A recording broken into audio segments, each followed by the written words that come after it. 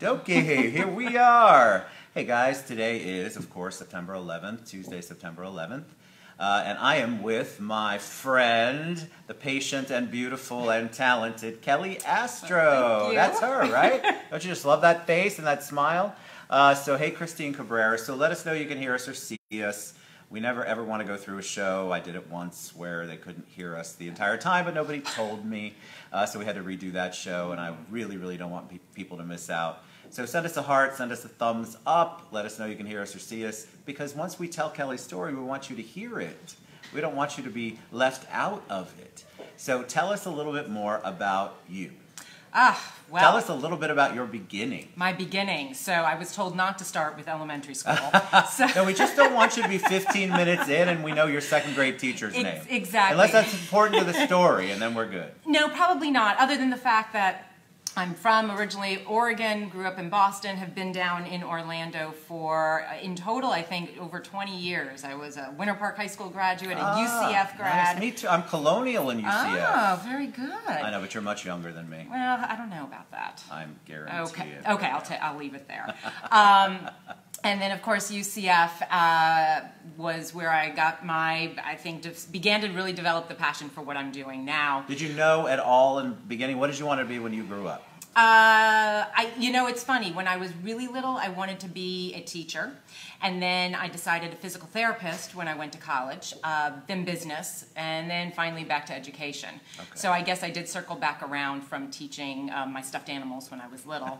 And ended up being a fourth grade teacher over Grand Avenue Elementary School. Oh. It's no longer there because of the new ACE school, but in the Paramore area. And it was completely, that changed my entire trajectory. It became a true passion for what I do now and working with the population of students that I get to work with now. And I think ultimately that drive and desire and interest in working in this particular area, I have to give credit to my parents.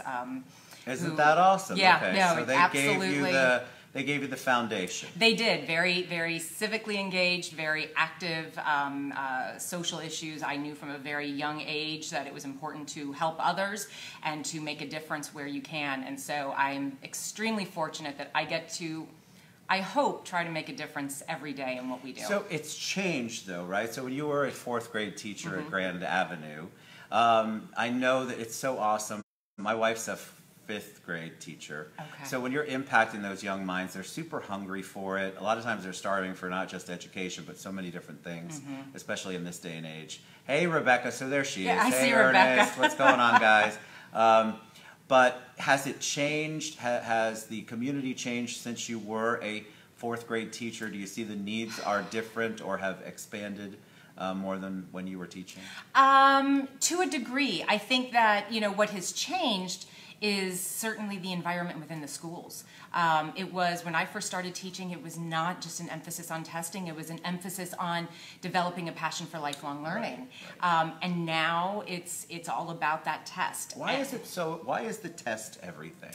Nobody likes this testing thing, not any educator, the parents, the kids. So why do we still have it, and why is it so important we can't seem to get rid of that? Honestly, I don't know, because when you think back to when we were in school, there were so many ways to evaluate how students learn, and not every student learns the same way.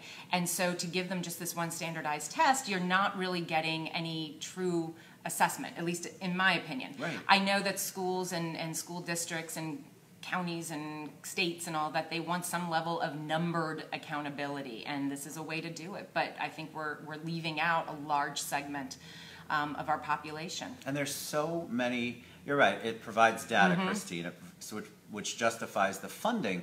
But to me, like, I know it's very stressful at a certain grade. My kids are much older, but at a certain grade in public school, you get tested, and you can have fantastic grades but not able to move forward because of if you miss this standardized testing, which I feel like is so crazy. That first of all, no matter where you're at, the stigma on that for a kid, I can't believe we don't have the ability to weigh that out and try to figure it out. I mean, some kids just don't take tests well, standardized tests. Oh, and I was one of them. I didn't like them at all. I don't like the standardized tests. And so for that to mean everything versus the grades and the learning, and that's what you said, the emphasis becomes on the standardized test rather than trying to engage them, a lifelong love of learning and reading and things like that.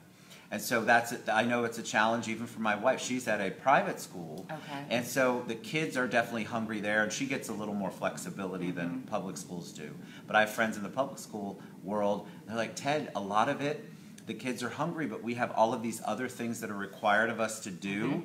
And so our teaching time, our actual educational one-on-one, really getting to the nitty-gritty, is so limited. Exactly. And so how do you work with that? So you got out of 4th grade teaching, and then what was the next move that you made? The next move was graduate school. I had an opportunity to go to attend Drexel University up in Philadelphia, and I thought, you know, if I don't do it now, I'm probably not. Understood. So I went, and I had the fortunate chance to actually end up with an assistantship up there where I was running a leadership and service learning program. And that turned into a full-time job where I was in charge of all service learning. We had 2,000 freshmen working in the Philadelphia public school system teaching junior achievement classes, which again, I was a partner with my mother. She worked for JA at the time, and it was like the best combination that I could ever have imagined. And so I saw the difference that was made by having college students go in and volunteer in a very constructive and organized manner, and then be able to reflect on those experiences and see the change in them. Right. As they began to grow into, their mature adulthood. Well, because they go into it, I think we all go into it if you do anything in service. You go into it and you think, I'm doing this for them. But in reality, it really becomes an amazing teaching lesson for you. Exactly. And you grow. So our kids were always encouraged, and especially in their schools even encourage them to really partake and be part of the community and give back. But I know that there's a lot of people who are afraid to dabble in that. They wanna write a check, and then past that, there's nothing wrong with that. They all need checks. Oh no, trust me. I was going to say we could use a check. 100% fundraising. So that's what's on your heart. Cut the check. Exactly. But there are also people who want to get more engaged. But I think people sometimes fear it. Like, we're used to doing this in our lives. This is part of how we are. But there are people who've never even put their teeny tiny toe into it. Exactly. And what I get to do now is working with a lot of those individuals who are really interested in getting involved, but haven't before or are unsure how to do it, and are nervous about doing it, and we get to actually walk them through that process so that they can serve as a mentor to a high school student in the community. Because it never leaves you. If you've ever done any service in any way, shape, or form for somebody else or for a community organization or something that's near and dear to your heart, and you're helping other people, I don't know how you're not changed. I don't know either. I don't know how your life and the way that you look at things is changed. And that's what I think I find the most when I've mentored anybody in any of the organizations I've served on boards or done consulting with. I always love to see how it's impacted them and then how they impact others, because the one thing that you do, remember, it's exponential. It's a ripple. So it's a ripple effect. So you may think I'm just one human being to go out there and get involved or mentor a kid or be part of a community organization, but you're really impacting so many more people by what you're doing, because trust me, people are watching. Absolutely. All right, so after grad school, what happened? After grad school, I worked up at Drexel University for about 8 years, and then decided on one very snowy President's Day weekend, I was done. You'd had enough of that weather. The snow it was 2 feet of snow, and it was over. So I came back down here and ended up at UCF. Go Knights! Exactly. It was like coming home, and I ran all of the civic engagement and undergraduate research programs for the Honors College, which was amazing because I had the opportunity to work with extraordinarily bright students, socially awkward, but extraordinarily bright, and put them into situations within the community where, I think one of the students, and I remember this specifically, wrote an essay for me, and she said, I think the heading was something like, Orlando is not just Disney World.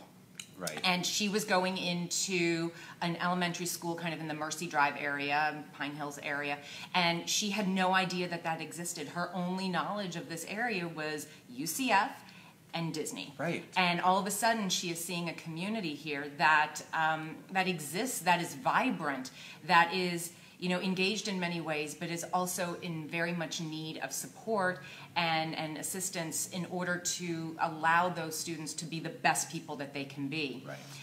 And so I started seeing our students really getting involved in other things. And in fact, I ended up, when I moved over to Valencia, where I am now, I actually recruited one of those students to come work for me. So, but don't you feel, so the great thing about what you're talking about, and you're right, but all college students, you go to college, most college students, I mean, your brain is still developing around that age. I'm not sure my brain has stopped developing, or my maturity level anyway.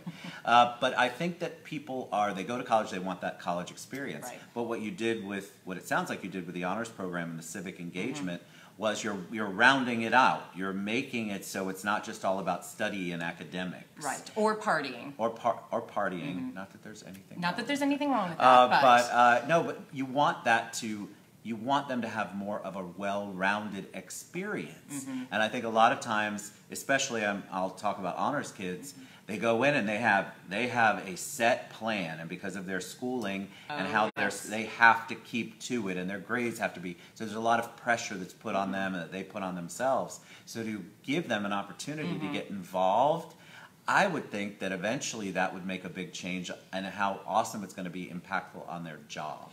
It has been, and in fact, I was there for about 12 years, 13 years, and I still keep in contact with a lot of the students that I worked with. And to see what they're doing now, so many of them are in kind of service-based jobs where they're working in education, they are working in health professions, they are, even if they are attorneys and accountants, they're still doing volunteer work and getting involved in their organization's engagement programming because of the experience. And it was an amazing thing to see these individuals grow into the people they are now. How do you create a program like that? I mean, that must be, it sounds super easy because we're involved, but when you're somebody who has no experience, doesn't come from the background like you were talking about, your parents raised you in that way to give back, and you come in and you say, I have no desire or no understanding of how to get involved. How did you embrace those students and then get the community to surround them? Well, the good thing is that I was actually able to force them to do it. It was a required course that they started out with. Forced volunteerism is what they like to call it. I called it service learning. But, I think that sometimes you have to make students and people do things that are slightly uncomfortable for them and that are out of their box, and in order for them to learn from that. And I think that is, again, one of the things that I've been trying to do really deliberately with the students I get to work with now in the Orange County Public High Schools, is to get them out of their box and to get them to experience new things. Because, the fact that when you haven't experienced it, you become afraid of it. And so then you hold back. Right. And then you don't have, I love it because when I see a student or anybody who does something a little bit outside their 9 dots, and then they get it. I love that moment of when they get it and they go, oh my God, this isn't bad and I like it, and what else can I do? It's like floodgates, it opens up, and then you become more well-rounded. Cutting the check is one thing, but I think that if you get your hands dirty in whatever way, shape, or form you can, in whatever way, it doesn't have to, trust me, I'm not a missionary person, for example, so I'm not going somewhere and doing that, but locally there's so many great organizations to get involved with, and I think people don't realize that it doesn't have to just be the giant big ones. I mean, Dallas, who's behind us, we just did Discover Your Beauty, and that is all about cancer survivors and awareness and focusing on how beautiful cancer survivors are and how much they've gone through.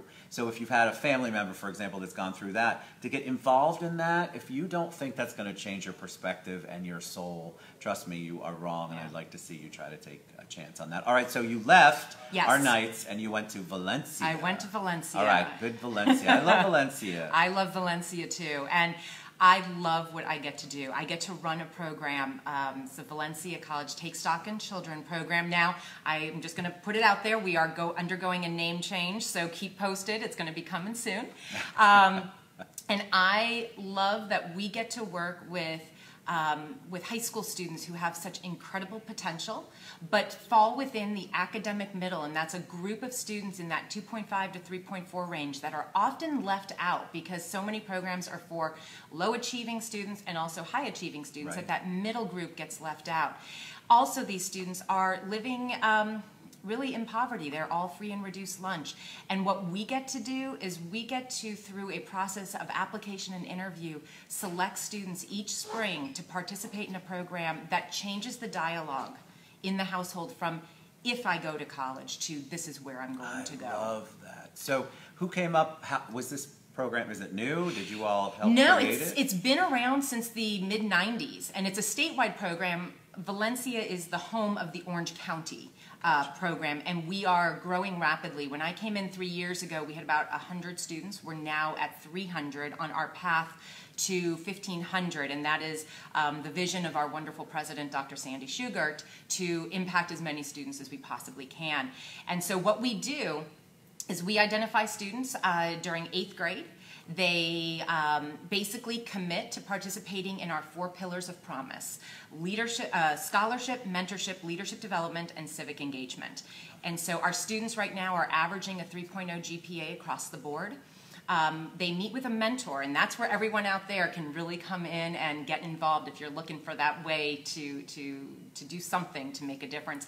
We assign mentors to each one of our high school students, and they meet with the student about 15 times over the course of the academic year, and they only have to commit 1 year at a time. Wow. To serve as a mentor, although about 95% of our mentors return each year. And it is such an incredible experience to work one-on-one with that student. We provide training and support and all kinds of fun stuff as well. And so the students participate in that piece. We also ask students to do leadership development workshops, and so these are themed by grade, and so they have to do with career exploration, college exploration, personal leadership development, college transition, but also to working with the families and addressing issues like financial literacy. This year we're doing something on mental wellness and talking about mental health. Wow. For both students and families, healthy eating on a budget, SAT prep. Real life things Real that life are important. things, absolutely, that are important not only to the student but to the family as well. And then we also ask our students to contribute 25 hours of service a year to the local community, and it can be their choice. We provide different options for them, but we let them go and choose whatever organization they want to work with. And the thing that makes this program more unique than any other program out there, I believe, is that at the conclusion they walk away with a 2-year Florida prepaid college scholarship. Wow. So they can go anywhere. We want them to come to Valencia, and most of our students do. Sure. But we had a student actually go with a lot of additional financial scholarships and resources to FSU this year. We had a couple at UCF, USF. So they can go anywhere in the state. And again, That's amazing. it is. So what's the commitment for the student? I mean, I know the 4 pillars. It's 4 years It is 4 that they are years. in with us. Fantastic. And we have college success coordinators in our office who work one-on-one with our students. If we see that grades are going down, we will have an intervention meeting. We work closely with the schools, with community partners. We couldn't do this without all of the support we get from the local community. So, organizations, companies like Westgate and SeaWorld and Universal, SunTrust, Wells Fargo, they have all been incredibly, Orlando Health, I can't let Orlando Health not be included in that. Understood.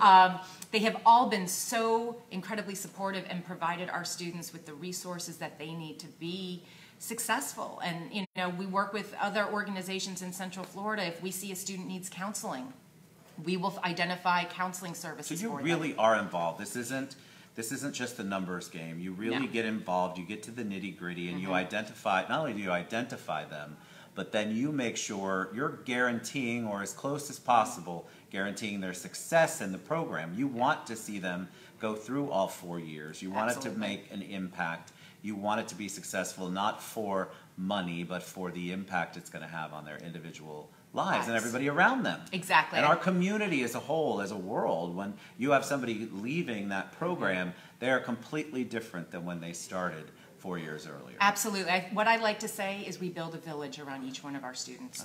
And it's actually one of our parents, when soon after I'd started, she thanked me for being her daughter's village. And I was like, I would cry. That was the most meaningful compliment I could ever get. And I realized that is truly what we do in order to ensure success. And 100% of our seniors last year graduated from high school, and 100% started college this fall. Wow. So we are seeing success. That's amazing. Yes. I mean, and so what can somebody like me, or I saw Rebecca says Kelly does a fantastic job running the program. Oh, thank Such you, a great Rebecca. team, and there's a whole other thing under there, but you can't see it from our end, Rebecca, but we can't see the rest of it, but thank you. Yes, thank you. But what can somebody like me, or you talked about mentors earlier, so getting involved, you obviously have a lot of students that you identify. So what can a mentor expect, and what are you looking for in a mentor? We're looking for somebody who just wants to make a difference, a very simple difference. A conversation and a smile can change somebody's day completely. And so what we look for are people who are willing to commit to meeting with their student twice per month for 30 minutes. It happens at the high school. There's no financial commitment to this, but we do provide training for mentors. We do provide support. In fact, we have our first conference call tomorrow for all of our new mentors. We have a chocolate social, so we do fun networking events too. But it's a very minimal commitment. I think when we broke it down, it came out to about 8 hours of contact time is the minimum requirement in order to participate over the course of a year. And I think I was doing some little 525,600 minute calculation, and it's like 512 minutes is what it comes to. And you can truly impact the life of a student, and it makes the difference in some of their lives. So you commit for a year. Because I want to get all of anything that somebody can negate. I don't have time for that. So you commit for a year. It's twice per month, 30 minutes per month with the student, which is the whole point of the mentorship part. But what about people who say, well, I'm not in any big motivational industry, or I'm very specific in what I do, so I don't know how I could mentor a kid?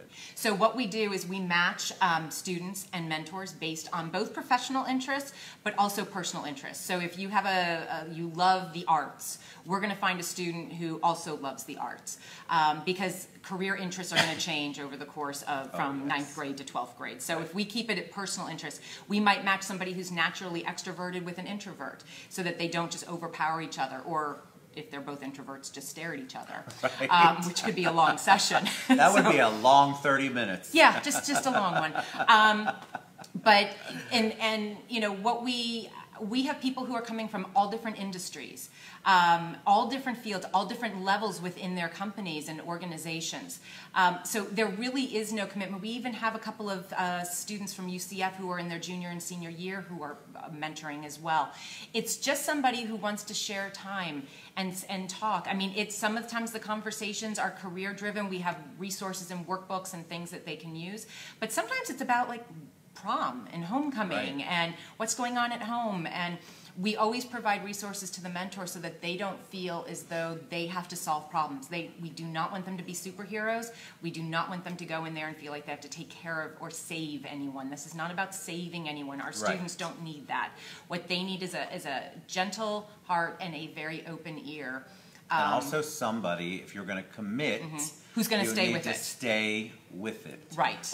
Because I did the mentorship program in elementary school, and there were so many of us that started the beginning of the year, and I would just come in, I think once a week maybe, or once every other week, and read to a couple of kids. I was a male mentor for boys. And so I'd come in and read, and by the end there were 3 of us left after 25. Oh, that's terrible. That's and so what sad. you do, the big thing is you want to commit, because understand they're looking at you to be that person, and so you need to commit. But I don't want you to be afraid of that word. I want you to embrace that word and embrace that opportunity. And if things happen, we always say during our training, if you discover that you just don't like this after a few weeks or a few months, tell us. You know, you can walk away from it. It's okay as long as you communicate. We will don't match. Drop out. No, so, don't just disappear. Just leave. Exactly. All right. So we're going to share. That's how fast it goes. I know, it's fast. It's just so fast. We could keep talking. Oh, we could talk forever. All right. So we're going to share all of Rebecca. I've got Rebecca on the brain because Rebecca sent. We're going to share all of Kelly's contact information, how you can reach out. please consider being a mentor. Please get involved. Reach out to her. Even if they've started this first go-round, I've got their first call tomorrow, there's still going to be opportunities in the future for you to get involved. And so please do that. And in fact, we still have a couple of students who are desperately in need of a mentor. So Oak Ridge High School, Cypress Creek High School, Dr. Phillips, and East River over on the east side of town. So we still have a few students who are absolutely fantastic who are wanting their mentor and keep asking for them. So we're going to share all of Kelly's contact information at the end, and when she posts, she'll put it all on there, and then I'll share it with you. Any parting words of wisdom, anything you want to share with them? I just think, you know, we spend so much time in our daily lives just doing our thing and going into doing the grind and just trying to take care of ourselves. And sometimes it is the way you take care of yourself is to help to take care of someone else and to make a difference and to see on the face of someone else that you change their life, just even for that moment. And so I encourage all of you, whether it's with our program, which you should, or something else, just to make sure that you are taking some time to give back and to be engaged in this amazing community in which we live. Great. All right, you're a joy. Thank you so much. Thanks Thank for all you. you do. Thanks for what your team does. Making an impact. You are literally making an impact on an individual that's really making an impact on our world. So thank you, and thanks for being patient. Kelly Astro, everybody. Thank all right, you. send her some love, and we'll share all of her contact information. We'll see you here tomorrow. Mwah.